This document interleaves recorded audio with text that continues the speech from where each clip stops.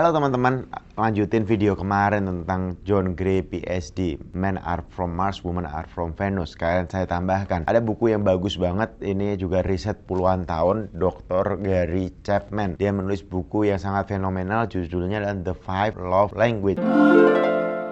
Ini hasil riset yang sangat keren dan menyederhanakan banyak hal, bahwasanya ternyata orang itu merasa dicintai, merasa disayang, merasa dihargai, dihormati, atau merasa dipedulikan, itu tangkinya beda. Jadi kalau misalnya ada yang tangkinya premium diisi solar gitu ya, bisa jadi hancur. Baliknya juga sama mungkin ya, aku nggak tahu mesin. Tapi poinnya adalah kalau bahasa kasih yang kita berikan ke orang lain berbeda, itu dia nggak ngerasa diisi, chargernya nggak masuk. Misalnya charger iPhone dikasih pakai charger Xiaomi, mungkin beda colokan gitu, sehingga akhirnya nggak keisi dan dia baterai cintanya habis. Akhirnya banyak pertengkaran terjadi karena pasangan atau tim misalnya tidak merasa dicintai, atau anak, atau orang tua dan seterusnya. Nah, menariknya bahasa kasih ini sangat sederhana banget, teman-teman bisa mempelajarinya dengan sangat singkat. Gary Chapman menjelaskan ada 5 bahasa kasih. Apa itu? Yang pertama, word of affirmation, yaitu kata-kata pujian. Ada orang-orang yang merasa disayang, dicintai,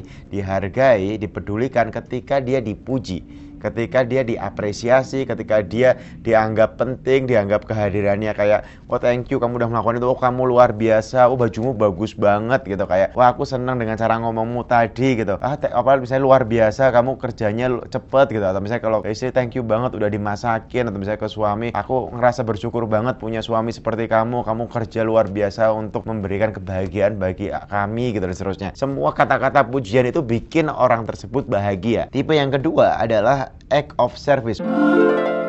Act of service, habis teriak-teriak tadi sama tim rame-rame.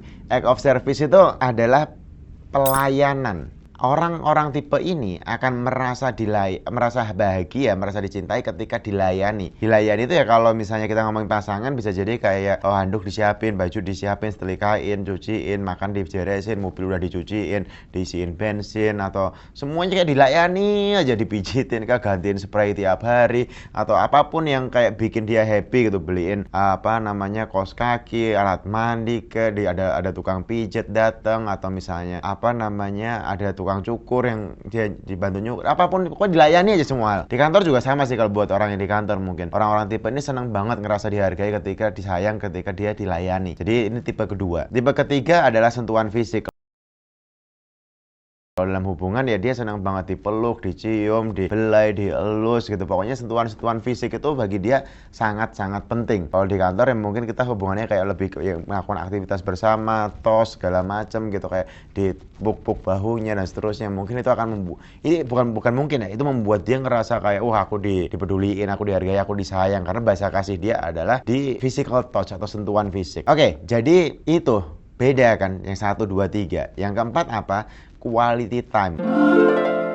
Waktu yang berkualitas. Jadi ketika waktu yang berkualitas itu kayak yang kalau kita misalnya berduaan itu dia akan happy banget. Berduaan itu berduaan ya, nggak sama handphone bahkan. Soalnya kalau kita ngerasa mungkin aku kan berdua dari tadi, tapi kita main handphone kah atau main komputer atau nonton film, itu bukan berduaan, tapi kayak cuma berdua di ruangan yang sama, tapi tidak quality time. Quality time adalah waktu berkualitas yang di-spend bersama, ngobrol, diskusi mendalam dengan sangat luar biasa, sehingga dia merasa kayak spesial, dianggap sebagai orang yang spesial dalam kehidupan, karena kita spend waktu, resource, energi ataupun uang untuk dia di saat itu, momen itu. Bisa jadi kayak 3 jam mungkin, atau seharian, atau mungkin 2 hari full gitu, kita nggak yang ngerjain yang lain. Tapi harus ada sepakati bahwa aku mau having quality time sama kamu besok Sabtu ya, kita sama-sama kosongin jadwal, kita quality time gitu. Itu akan bikin dia bahagia banget. Terakhir nomor 5 adalah hadiah.